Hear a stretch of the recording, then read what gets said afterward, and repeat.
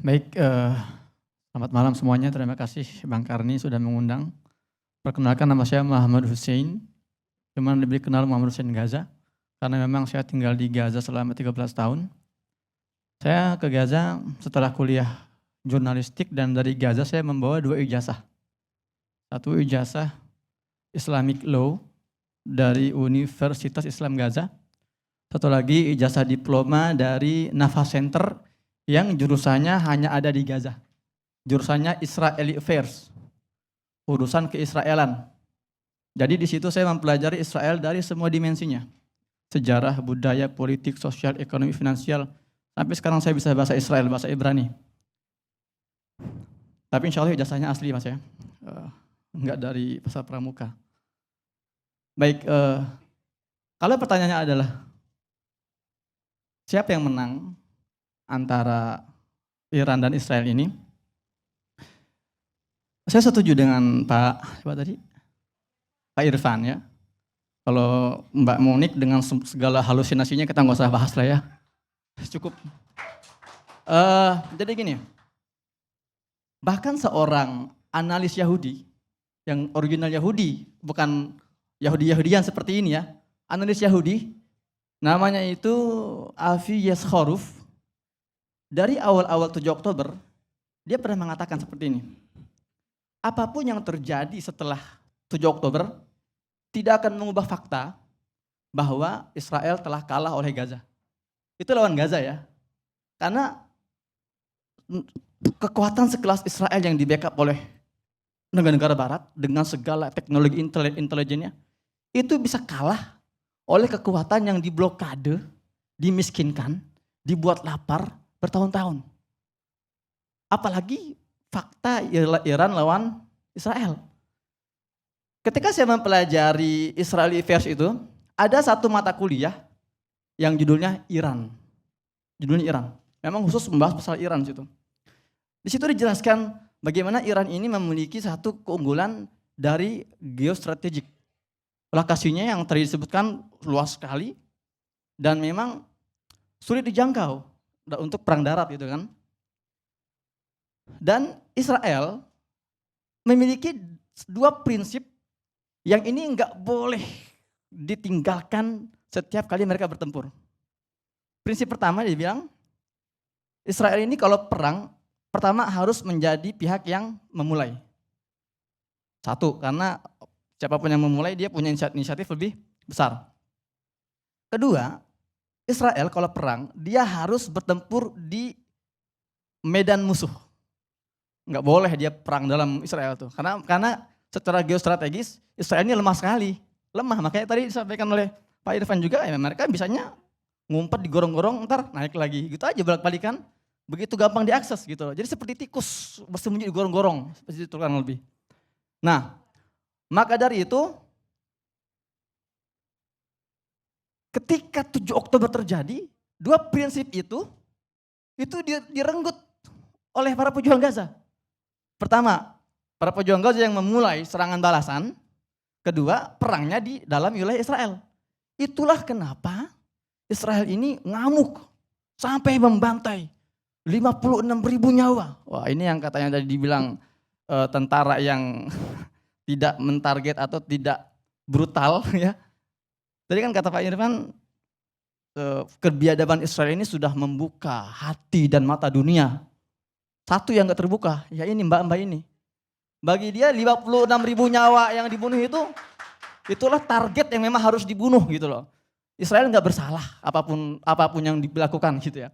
Nah, jadi kedua prinsip ini sudah direnggut dari Israel, makanya mereka dengan segala bantuan dari Barat, dari Eropa, ini tidak bisa mengubah fakta bahwa mereka sudah kalah, apalagi Iran.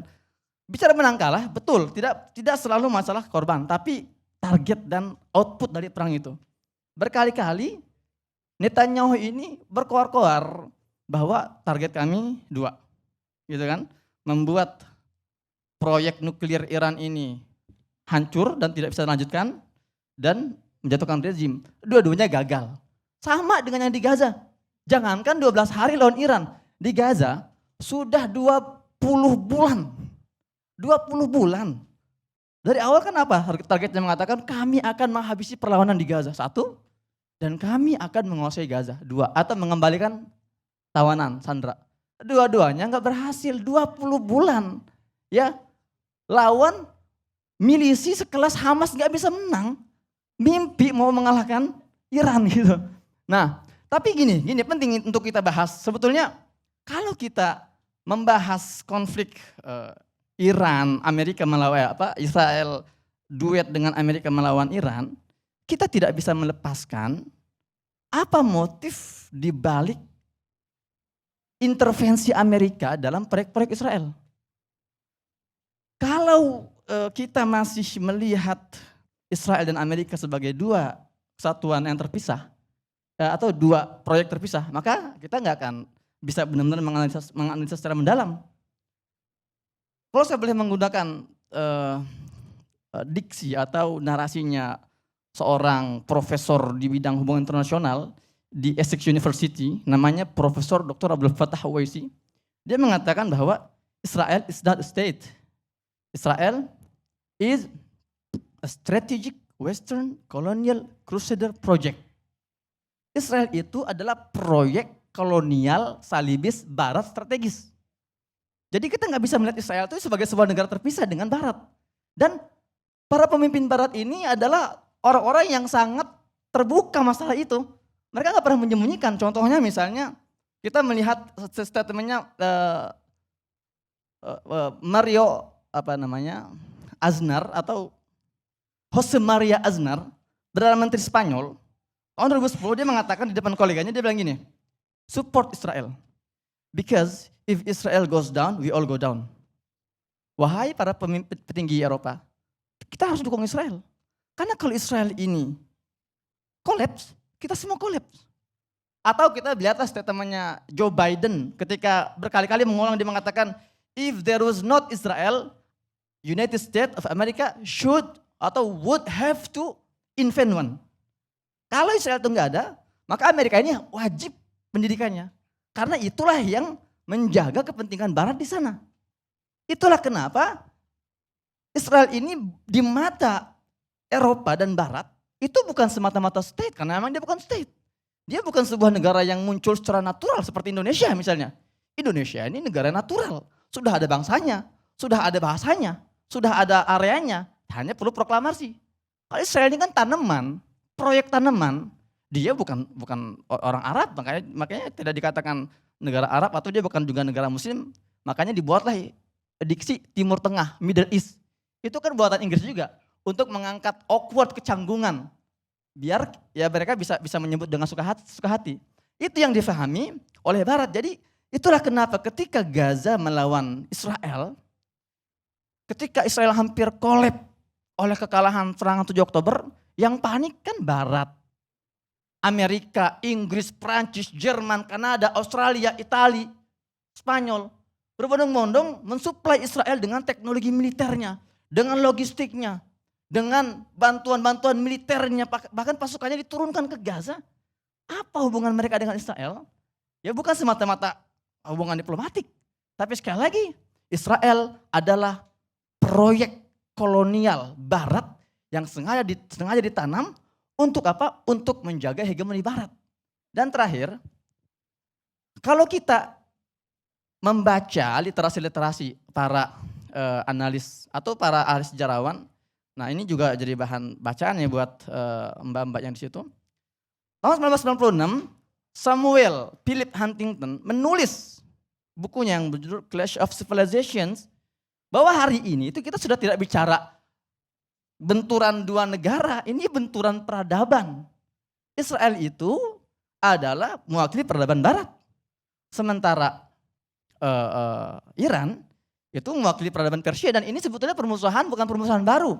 Dari dulu kalau kita lihat sejarah tarik ribuan tahun yang lalu, selalu ini adalah konflik antara dua kekuatan. Kekuatan laut dan kekuatan darat. Kekuatan laut diwakili oleh Romawi, kekuatan darat oleh Persia. Yang sekarang dimodernisasi kekuatan laut, bentuk modernnya adalah Amerika dan Israel. Kekuatan darat, blok Iran dan koleganya seperti itu. Jadi kita melihat masalah geopolitik tidak bisa dipisah-pisah per negara hari ini. Tapi harus melihat lebih komprehensif karena sangat terikat sekali. Kapan ini berakhir? Ya seperti yang disampaikan Pak Irfan juga. Ya ini berakhir ketika tujuan ideologis atau paling tidak tujuan dominasi dan hegemoni itu selesai. Ya, maka dari itu ini terakhir lagi ya, mohon maaf ya. Sekarang ada satu kajian judulnya dunia menuju multipolar. Selama ini kan hanya unipolar atau dipolar. Dipolar ketika perang dingin Uni Soviet dan Amerika berubah jadi unipolar ya dikuasai oleh Barat. Sekarang setelah melihat kegagalan Israel yang disuplai oleh Barat, tidak mampu menghabisi Gaza selama 20 tahun, bahkan mereka menyerang Iran juga nggak sanggup, dunia mulai berpikir ternyata Amerika nggak sekuat itu. Ternyata blok barat itu nggak sekuat itu. Mulailah masing-masing negara ini mencari alternatif. Bisa jadi polar-polar itu muncul dari kawasan-kawasan mereka. Itu kurang lebih dari saya. Assalamualaikum. Baik, ada pertanyaan ya. Kenapa Amerika begitu sulitnya menahan Israel untuk melakukan serangan misalnya? Apakah betul Amerika itu ekonomi dan finance-nya tergantung kepada Yahudi?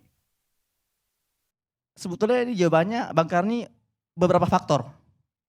Di antara tadi faktor pertama memang Israel itu adalah kalau bahasanya Avi Schleim itu sejarawan Yahudi, dia menyebutnya frontier state atau negara yang ditanam oleh Barat di ujung perbatasan hegemoni mereka.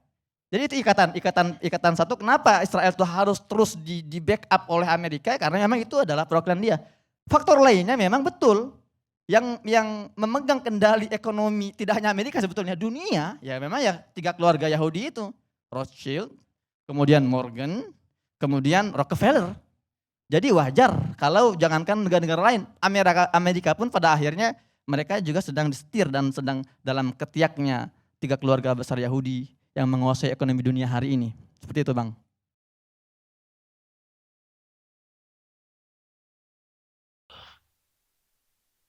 Ya saya Arafat presiden pertama Palestina pada 1996.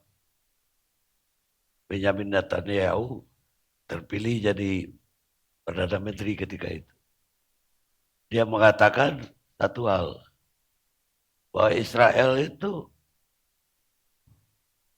bukan negara yang tujuannya perdamaian. Karena dia itu memang ingin berdamai dengan Yordania, dengan Mesir, tapi tidak dengan Palestina. Kata Yasser Arafat. Saya sedikit mengomentari ini Abang ya. Ini ada satu statement dari David Ben Gurion, Perdana Menteri Israel pertama. Ketika ditanya oleh wartawan, Pak David, kami melihat ini kok perbatasan Israel kok dari hari ke hari semakin meluas, semakin melebar mencaplok wilayah-wilayah Palestina. Apa jawaban David Ben Gurion? Ketika ditanya, sebetulnya di mana sih batas wilayah kekuasaan Israel? Jawaban dia apa? As long as our soldier can reach. Sejauh yang bisa dijangkau oleh tentara kami. Jadi kalau nanti tentara mereka bisa menjangkau Yordan, Suriah, ya itu jadi kekuasaan mereka. Bahkan kalau memungkinkan mencapai ke Indonesia tentara mereka, kita dijajah. Dan ketika kita dijajah ya Mbak ini akan jadi agennya orang Israel gitu loh, mengkhianati Indonesia, nauzubillah.